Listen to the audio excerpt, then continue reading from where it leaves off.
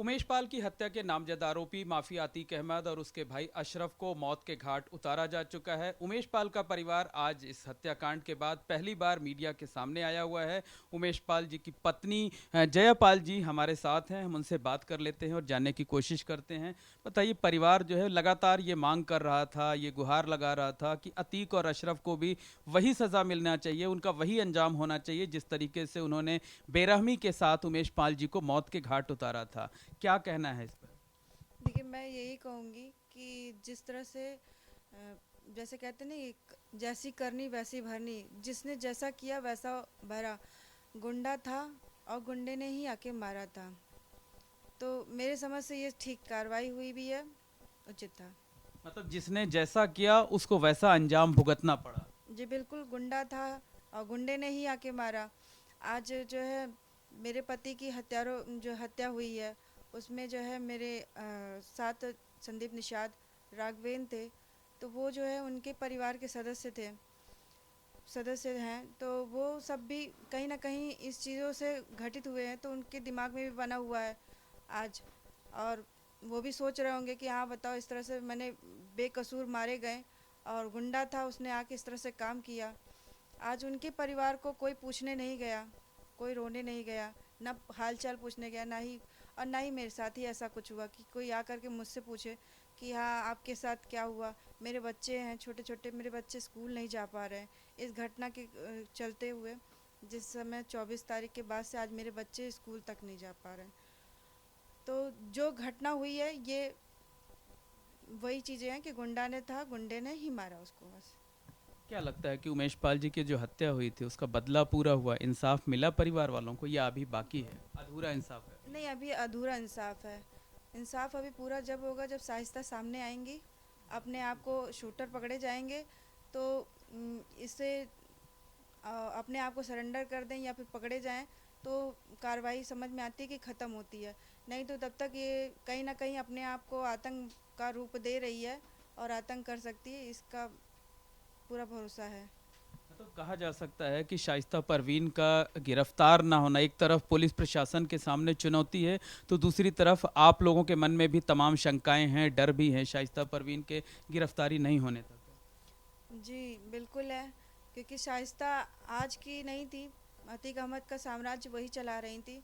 क्योंकि उनको आज तक पैसे मुहैया होना और असलहे बरामद होना, सारी चीज़ें हैं, गुंडों को इकट्ठा करना, कहीं ना कहीं षड्यंत्र का एक रूप दे रही है।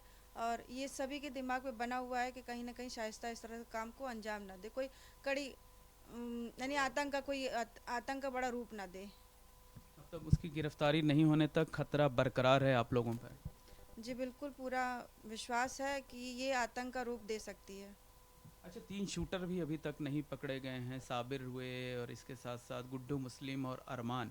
5-5 लाख रुपए का इनाम है इन पर।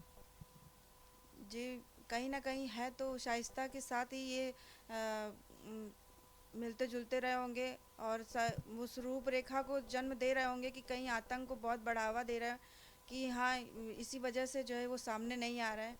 और फिलहाल शासन प्रशासन लगी हुई है इस चीज़ को पकड़ने के लिए। प्रशासन पूरी तरह से कार्रवाई करेगी। अच्छा, तकरीबन 2 महीने का वक्त हो गया है, अभी तक 3 शूटरों का पकड़ा नहीं जाना, शाइस्ता परवीन की गिरफ्तारी नहीं होना। क्या लगता है, परिवार क्या सोचता है इस पर कि और तेज होनी चाहिए कार्रवाई? जी भी कार्रवाई को प्रशासन कार्रवाई को बहुत तेज़ी से इस चीज़ को कार्रवाई अंजाम दे। और परिवार वाकई में डरा हुआ है, सहमा है, और इसका आतंक को ख़त्म करना ज़रूरी है। अच्छा, जब उमेश पाल जी की हत्या हुई थी तो जो 13वीं की रस्म होती है आप लोगों ने सिर्फ प्रतीकात्मक तरीके से की थी, सिर्फ पूजा किया था, भोज तक का आयोजन नहीं किया था। और उस वक्त जब हमने आप लोगों से पूछा था, आपसे, आपकी माता जी शांति पाल जी से, तो यही कहा था कि जब तक अतीक और अशरफ मारे नहीं जाएंगे तब तक सुकून नहीं मिलेगा और तब तक हम किसी तरीके के भोज वगैरह का आयोजन नहीं करेंगे। क्या अब परिवार जो है इस बारे में आगे सोच रहा है कुछ? देखिए, अभी तक तो अतीक अहमद अशरफ के मारने जाने की हो रही थी, लेकिन मुझे ये लगता है कि शाइस्ता परवीन कहीं ना कहीं इस रूपरेखा को जन्म दे रही हैं। और जब तक इनका आतंक नहीं ख़त्म होता तब तक मैं नहीं समझती कि कोई चीज़ का शांत हुआ है। और माहौल अब भी गर्मा गर्मी में बना हुआ है। शाइस्ता कहीं भी कुछ कर सकती हैं, ऐसा दिमाग में बना हुआ है। और रही 13वीं की कार्यक्रम वाली, तो ये चीज़ जो जैसा समय रहेगा उचित रहेगा उस तरह से कार्य किया जाएगा। मतलब जब तक सारे लोग पकड़े नहीं जाते, पूरे मामले का खुलासा नहीं हो जाता, हर कोई अंजाम तक नहीं पहुंच जाता, तब तक कुछ भी सोच पाना या आगे कर पाना मुश्किल है। जी बिल्कुल, इस कार्रवाई को जब तक अंजाम नहीं दिया जाएगा तब तक हम लोग भी दिमागी तौर से नहीं मैंने सोच पाएंगे कि हाँ ये जो फरार लोग हैं ये सब पकड़े जाएंगे, तभी हम समझेंगे कि हाँ ये इसका अंत हुआ है। अच्छा, उमेश पाल जी नहीं रहे, वो वापस तो आ नहीं सकते, लेकिन क्या लगता है कि इन दोनों के मारे जाने के बाद कलेजे को कुछ ठंडक पहुंची? देखिए इस पे तो मैं नहीं कुछ कह सकती, लेकिन हाँ दिल को तसल्ली हुई कि हाँ जिसने ये कांड किया है उसके साथ भी वैसा ही हुआ है। तो फिलहाल मैं ये दोबारा शब्द कहूँगी, गुंडा था, गुंडे ने ही आके मारा, मैं ये जान रही हूँ। मुख्यमंत्री योगी आदित्यनाथ पे लगातार आप लोग जो है फेथ कर रही थी, आप लोगों का कहना था कि वो कार्रवाई करेंगे, और अब जो है वो 2 शूटर पहले मारे गए, फिर 2 इनकाउंटर में मारे गए, अतीक और अशरफ मारे गए, ये भरोसा अब भी कायम है? लगता है कि पूरा अंजाम तक पहुंचा देंगे योगी जी? जी पूरा भरोसा है बाबा जी पे, वो जो भी करेंगे उचित कार्रवाई करेंगे, और जो चीज़ कर भी रहे हैं वो कड़ी निगरानी के तौर पे कर रहे हैं। मुलाकात करना चाहेंगी योगी जी से? जी बिल्कुल मुलाकात करना चाहेंगे, वो संदेशा भेजेंगे तो मैं तुरंत ही उनसे मिलना चाहूँगी। एक आखिरी सवाल ये है कि अगर योगी जी से मुलाकात होती है तो अब क्या कहेंगे उनसे?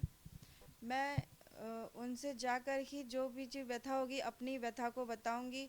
मेरी समस्याएं बहुत हैं, मैं समस्या के में घिरी हुई हूँ, क्योंकि मेरे करने धरने वाला ही नहीं रहा, और वो जो है मेरे पिता समान है। वो जो भी कार्रवाई करेंगे मैं उनके सामने ही बात कहूँगी स्पष्ट तौर पे, और वो मेरे ऊपर हाथ अपना बनाए रखें। मतलब इंसाफ दिलाएं, बच्चों का जो है सुरक्षा के इंतजाम करें, यही सारी बातें रखें? जी बिल्कुल।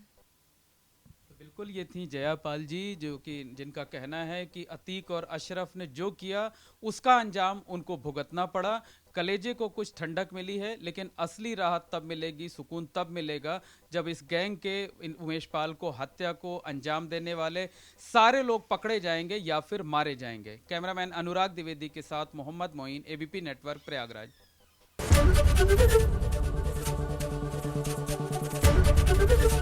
एबीपी गंगा, खबर आपकी, जुबान आपकी।